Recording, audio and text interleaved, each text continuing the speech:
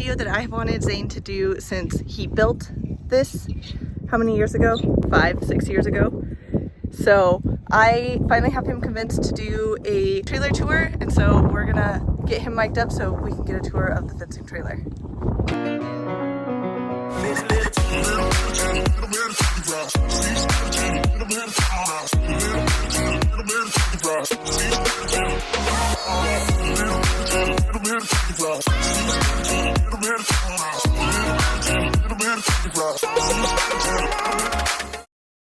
We wanted to make a real quick video introducing what I would consider my welding trailer.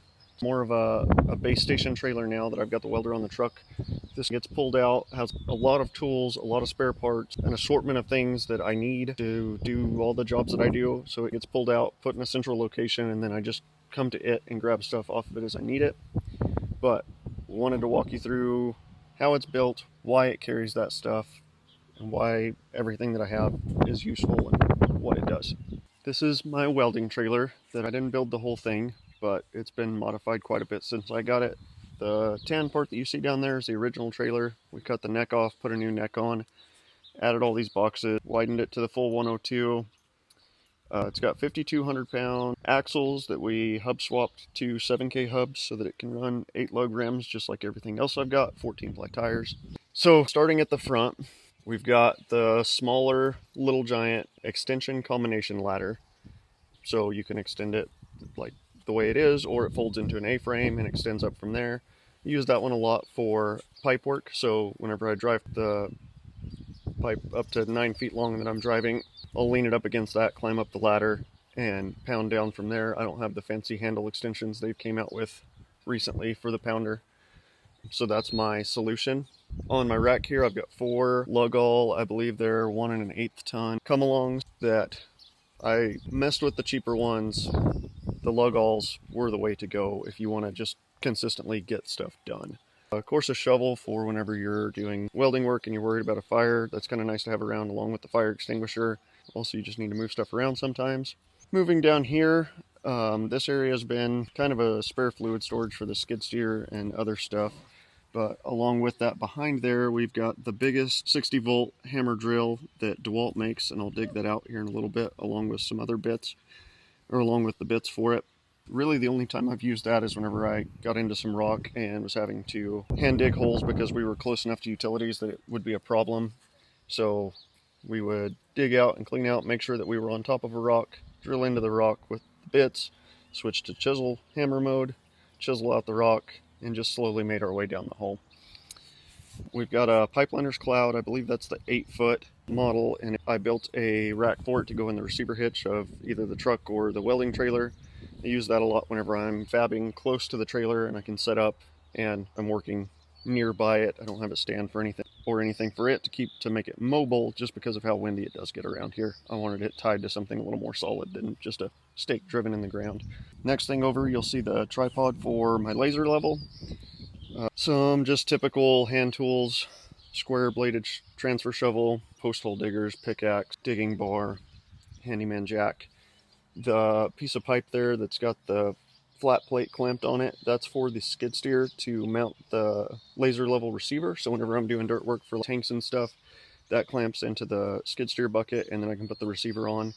It's not perfect, but it can get me within an inch of level whenever I'm prepping for concrete. I've got just a U-jug there that I use for water whenever I can't get the trailer close enough for concrete. Whenever I'm setting posts, just use that to haul stuff around. Got some cones just in case I need to mark off where I'm working. Typically what we've used those for is to help whenever we have concrete trucks come in, bring cement for the tanks. It can be a little challenging to get around. So we mark their turns with those to make it where we'll typically go get them, lead them in, but then we're working on the concrete. Whenever they're on the way out, they can follow the cones on the way out.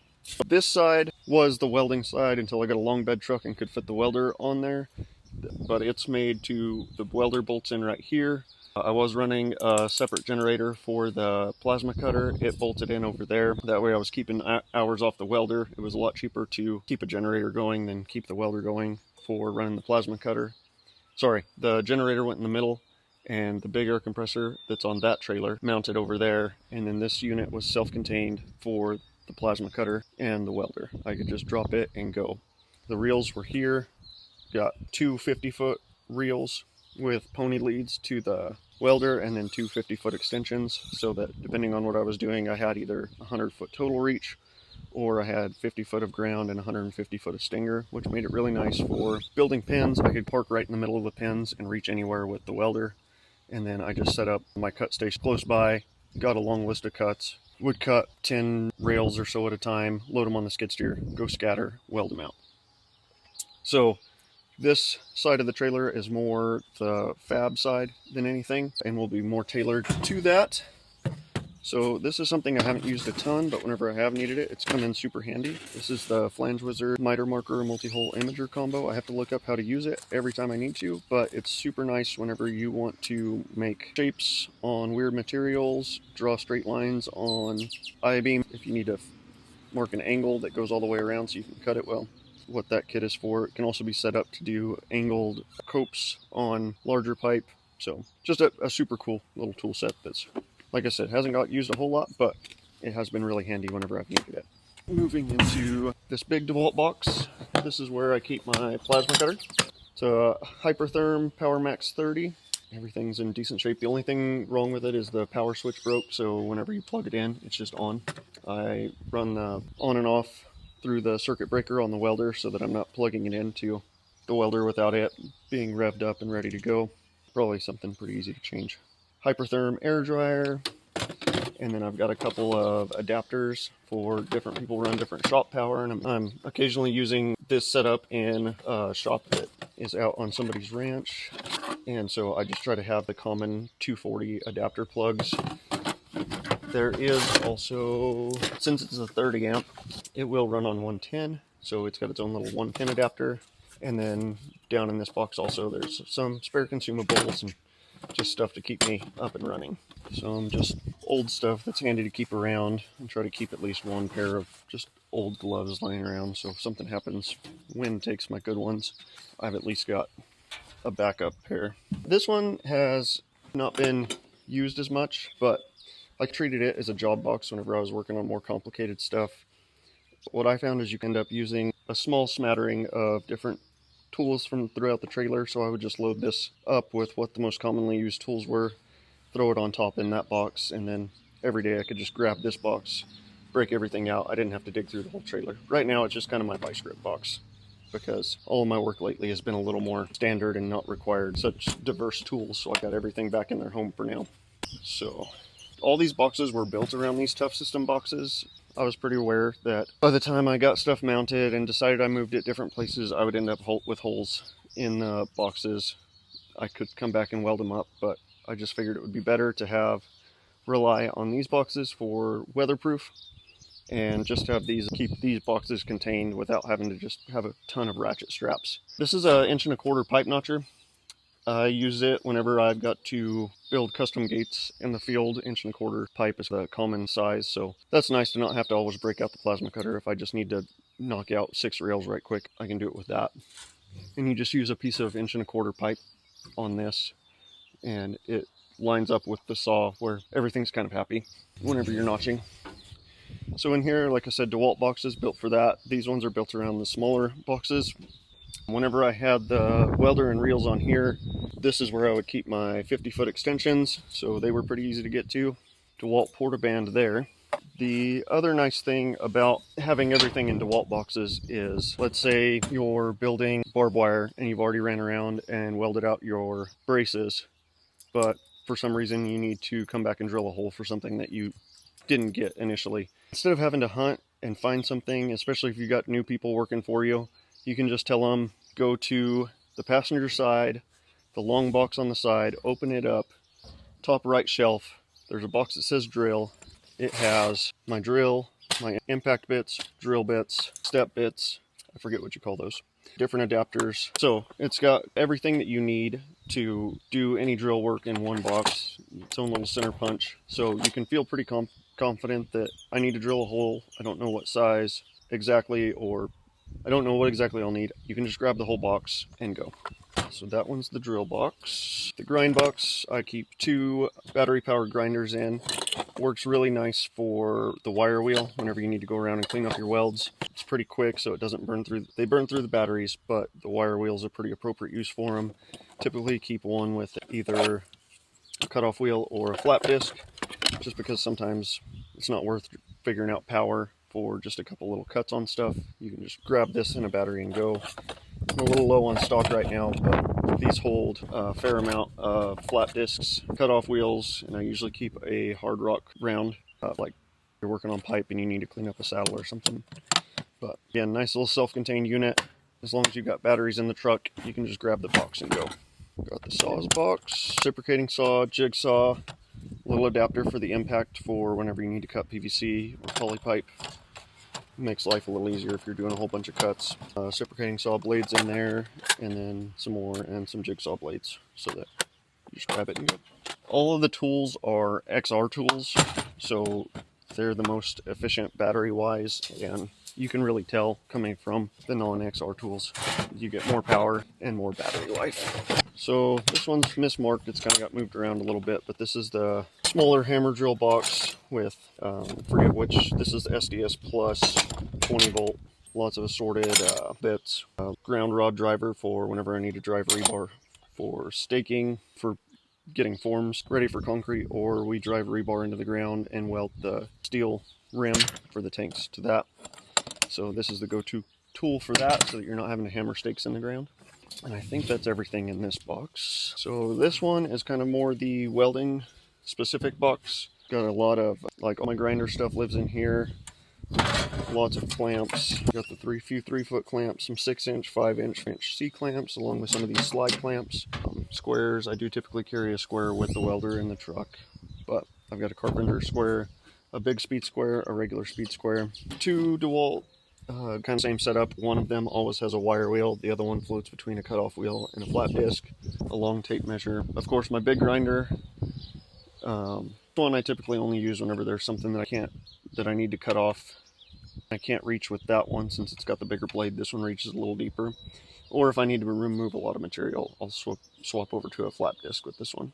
Lots of saddle guides. I end up every now and then I'll grind these down to custom fit something. So I try to keep spares of those, especially 2 7/8. That's kind of the most common one to go with, but I've got everything from 1 1/4 to 3.5 right now. Welding storage, or welding rod storage, little boxes for that. I've moved where I keep these in the truck right now because these latches leak a little bit. They just need some silicone, but since the welder was on the truck, I didn't go through the process of fixing it yet. Chipping hammers, wire brush, chop sledge, some gear for all your assorted grinding needs, handles for the grinders. These are the hard rocks I was talking about that I keep. I usually try to keep one in the grinder box. Evolution cut saw. Whenever I got a project where I'm using new material, I don't like using it on the oil field pipe. That pipe occasionally gets work hardened, and it's hard on these blades. So, but when I'm making gates or something out in the field, this is pretty well set up for that. That wire unroller over there is a table, so you can make sure that you're cutting square. All right, so in here we've got this is my extension cord storage. I carry a 25 foot and I've got a 100 foot too. It's just on the camper right now. 25 extension cord and a DeWalt worm drive saw that's set up with a metal blade whenever I need to rip something. And if I need to rip it, like there's just one cut, that's kind of a go-to, and it's also kind of nice out in the field. It does throw hot, so you still have to watch for fire, but you're not throwing red hot onto the ground, so a little less fire risk. Some spare odds and ends chain, just because you never know what you'll need. These are just my go-tos for cut a few links out of something, or whatever I need for gate latches. Or if I just need somewhere to hook something, then I cut that up instead of having to go to my hauling chains and start robbing from them. Lots of stakes for layout work whenever I'm pulling string line for straight lines for driving posts, or if I need to form up concrete, that's my go-to there. A lot of just spare material, odds and ends, that sometimes you just need 4 inches of something, and I've got kind of here that I can make work. I try to carry with me all the time. The bigger Little Giant ladder I use a lot for overheads. Enough that I can get up on there and cut a diesel. Typically live here. I've kind of pulled apart right now. It's not as organized as it was whenever it came back because I've been working out of it a little bit. But they usually kind of lift the front of the trailer, and I've got a strap that goes across there and holds them in. But that's how I keep fuel around for the skid steer. Up there a little bit, we've got those lower jacks are 8,000-pound trailer jacks that I've adapted to have toes on them. So they're handy for more than just the steel rim tanks, but that's kind of what I built them for. Once we get the rim welded up and kind of want it kind of out, I'll go around with those and mark out the slices and put one of these under each one. And then I can run around with the laser level and get everything perfectly level, drive my stakes, weld up the stakes, and they're good to go. But it's super handy just having another way to pick stuff up and hold it other than just the skid steer, or if you need to get down lower than the jack stands will reach. Like, it's kind of a nice between area that I was missing before. 6 U-jugs that I use as gas jugs for the welder, air compressor, so on. 8 Sumner jack stands, so they have the double adjustability, of course. If you set them up, they slide up and hold, so you can get everything kind of tuned in. Whenever it comes to time for fine tuning, you can spin them up and down. The trailer was more barbed wire fence specific. We've got another box here, and from the 1/2-inch airline that I run on that compressor down to a regular airline, so you can air up tires with it and stuff. This is where these spare air hoses live. So on that trailer, we've got 50-foot, roughly. I've had to cut a little off as that end wears out, but a 50-foot hose reel, and an additional, these are each 50, I believe there's 3 of them, so an additional 150 foot. So if there's somewhere you can't get with the trailer, you can run out airline and get there with the pounder. The only time I've really had to do this is whenever we're in really sandy country, and you have to go up the hill. You can get a run at it, climb the hill, and then walk back down, drive the post that you couldn't stop for, and then just keep going on down the hill. But that's kind of keep that stuff. The wire enroller that I use for the guide wire strand, I don't need the functionality of all this, and I don't need to fight with the whole setup, so this just slips in the receiver hitch, a regular 2-inch receiver hitch, and I can kind of show you how it all goes together right here in this trailer. It'll slip in like this. You'll lay your wire roll on the ground. This will slide through it. These cap it off, and it's got a little weld build up there so that they can't go on too far. You'll pick this up and set it in here. Pull off of this, tie to your H-brace, and then take off driving. The welds keep everything locked, so this can't walk out. We're a little tight over here. All right, this box is we're still in fence-specific stuff. I built a cradle for the pounder in here where it's not getting bounced around all the time. Up to 2 7/8 with it. I have the 2 7/8, 2 3/8, and T-post adapters for it. Sometimes it's a very slow process whenever the ground is dry and hard, so a little battery-powered pressure washer. So the theory is you could use this to kind of get some moisture in the ground where you're going to be driving. That's a pretty recent addition that I haven't really had a chance to test, but I don't see why it wouldn't work. Further down in here, Tractor Supply T-puller for you start driving a post in the wrong spot or something. Let me go pull that out right quick.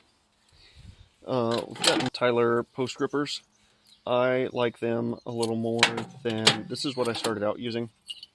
But these, you look at the wire after you've pulled it pretty tight, it puts a pretty nasty crimp in it.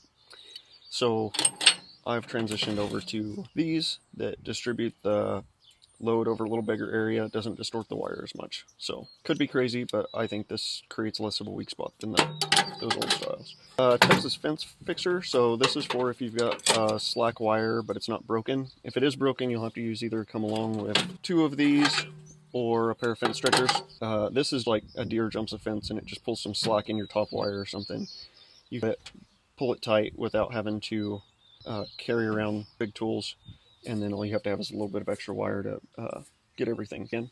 Spare oil for the skid steer, welder, just spare fluids in case something gets low, something happens. I've got more spares in the truck for the pounder, but a spare collar, and this is the 2 3/8 dolly, along with you need to change out the adapters. Side is identical to that side, just on the other side.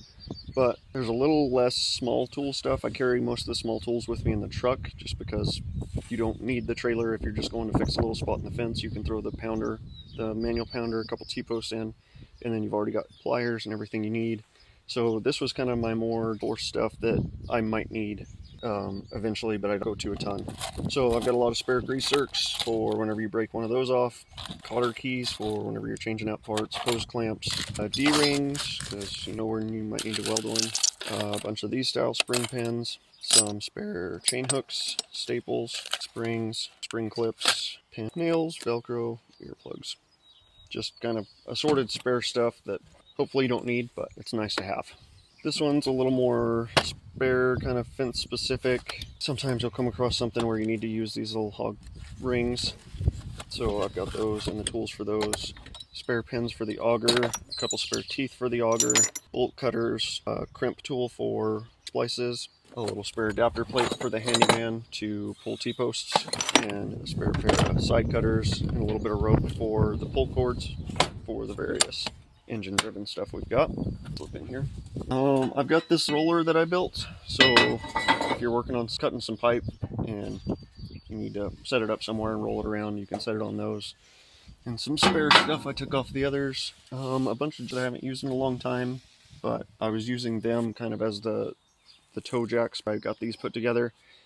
So I think there's 4 8-ton jacks. So whenever you need to work on a trailer or something and you want to get it picked up and level, you can just use all the bottle jacks, get everything where you like it while you're working on it. A couple ratchet straps, some marking paint for whenever I'm doing my one call stuff. And I think that's about it for this box. And I got the trailers close together here. Up here is where I was keeping all my poly pipe stuff, along with these fiberglass welding blankets. So whenever I'm working on H braces and it starts getting breezy, I always scratch off and try to get it down as low as I can to prevent fire hazards. But best practice is I still throw these out whenever I'm welding just to put another layer of defense between the sparks and the grass. And I've got a fire extinguisher here. I pulled the other side off and it lives on the truck now. So I think we talked about all that.